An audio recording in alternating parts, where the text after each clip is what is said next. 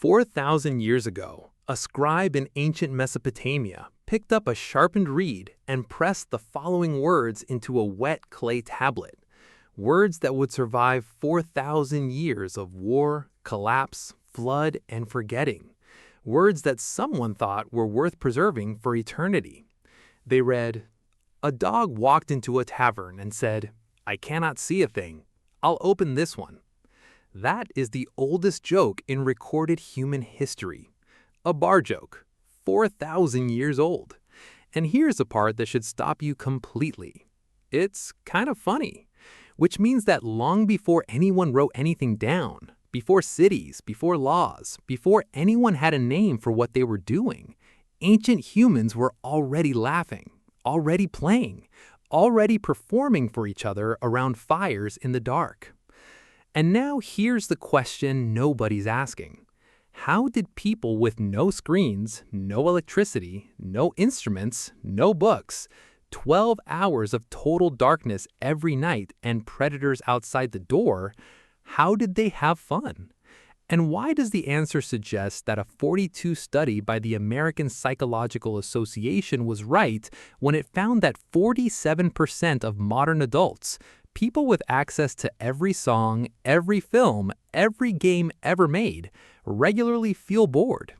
Almost half of us bored with more entertainment than any human in history. Ancient humans had nothing, and somehow they were better at this than we are. Here is how. Humor is not a modern invention. Humor is not something humans developed after civilization gave them enough comfort to stop worrying about survival.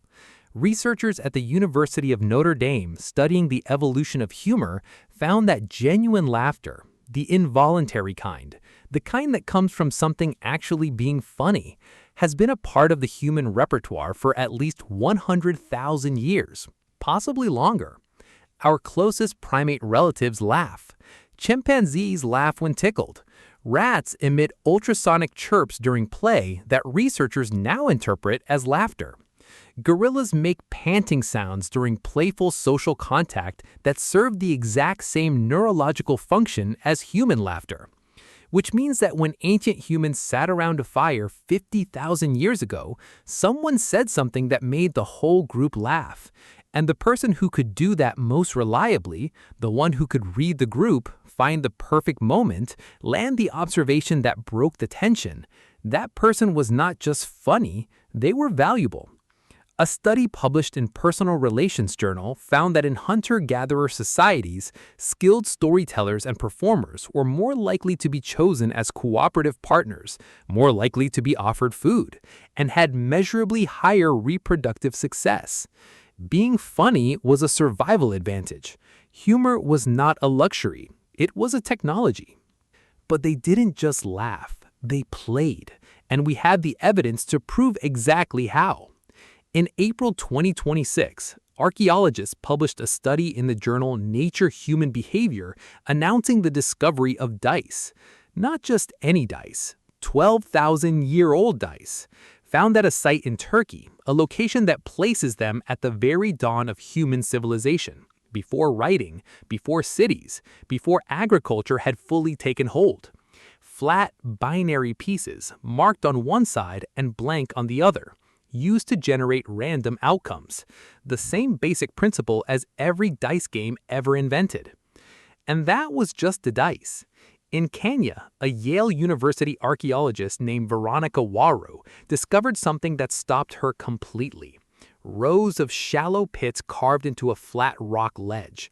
A game board, carved directly into stone, permanent, designed to be played again and again and again. The game was a version of Mancala, a strategy game still played across Africa, Asia, and the Caribbean today. Played by millions of people, right now, in 2026, using the exact same rules that someone carved in a rock in Kenya thousands of years ago. And in Czech Republic, archaeologists found clay figurines at a site called Dolní Věstonice, dating back 26,000 years. The figurines were covered in fingerprints and scratch marks consistent with handling patterns of children at play. Not ritual objects, not tools, not art. Toys. 26,000-year-old toys, held in children's hands for years before those hands and those children and everything they knew turned to dust. But the most extraordinary evidence of ancient fun is something that most people have walked past without ever understanding what they were looking at. The caves. Lascaux, Altamira, Chauvet. We spend so much time discussing the paintings on the walls that we almost never ask what the acoustics were like.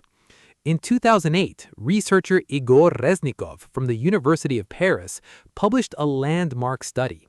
He had spent years moving through the caves of France, measuring something nobody had thought to measure before: sound. What he found was remarkable. The most densely painted sections of every cave he studied were also the sections with the best acoustics. Not coincidence. The ancient artists had mapped every resonant point in the rock, every surface that echoed, every chamber that amplified sound, and those were the places they chose to paint. And when Reznikov hummed into specific bends in the cave walls, he found something extraordinary. The sounds mimicked the calls of the animals painted there. Bison sounds from bison paintings, horse sounds from horse paintings. The caves were not just galleries, they were performance spaces. The ancient people who gathered there in the flickering light of oil lamps were not just making art, they were making music, making theater, creating an experience so immersive, so sensory, so deliberately designed that 40,000 years later, a researcher standing alone in the dark could still feel it. And then there was the campfire, because the campfire is where all of it came together. In 2014, anthropologist Polly Wiesner from the University of Utah published a study in the Proceedings of the National Academy of Sciences. She had spent years recording conversations among the Junhuansi Bushmen of the Kalahari, one of the last groups on Earth living something close to the original human lifestyle. During the day, she found that 80% of conversations were practical. Who hunts where, which plants are ready, who owes what to whom. But at night, around the fire, everything changed. 81% of nighttime conversations were stories, tales of distant places, legends of people long dead, jokes, imitations of animals and people that made the whole camp cry with laughter, songs that everyone knew and everyone joined. And this was not random socializing. Wiesner found that the skilled storytellers, the ones who could hold the group's attention, shift the mood, land the punchline, or make a myth feel real, those people were the most socially connected members of the group, the most trusted, the most valued. Being the person who could make everyone laugh around the fire was the ancient world's equivalent of going viral. And here's the thing that most changes how I see all of this. Ancient humans did not have leisure time the way we do. They did not have leisure time in between work time, because the distinction between work and play barely existed.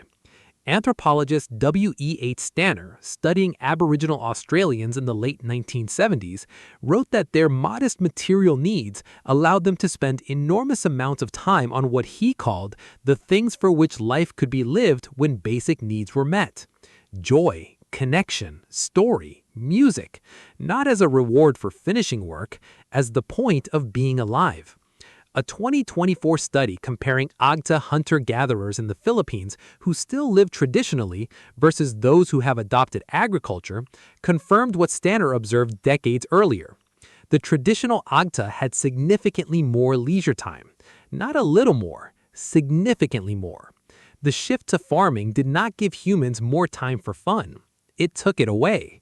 We invented agriculture, and then we spent the next 12,000 years working harder than our ancestors ever did, and calling it progress.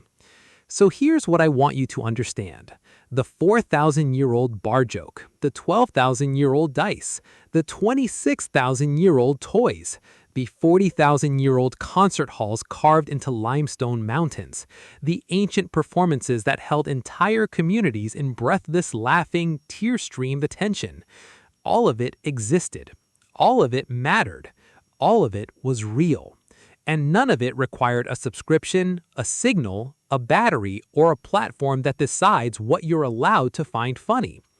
Ancient humans did not have entertainment handed to them. They made it, together, in the dark, with their hands and voices and whatever the world gave them. And somehow, with nothing that we would recognize as fun, they laughed more than we do. They played more freely than we do. They told stories that lasted 40,000 years. We can't get through a 7-second video without losing interest. 47% of us are bored with more entertainment than any human has ever had. And somewhere in that gap, between the 12,000-year-old dice and the phone in your hand, something got lost. Not the entertainment, the part where you made it yourself.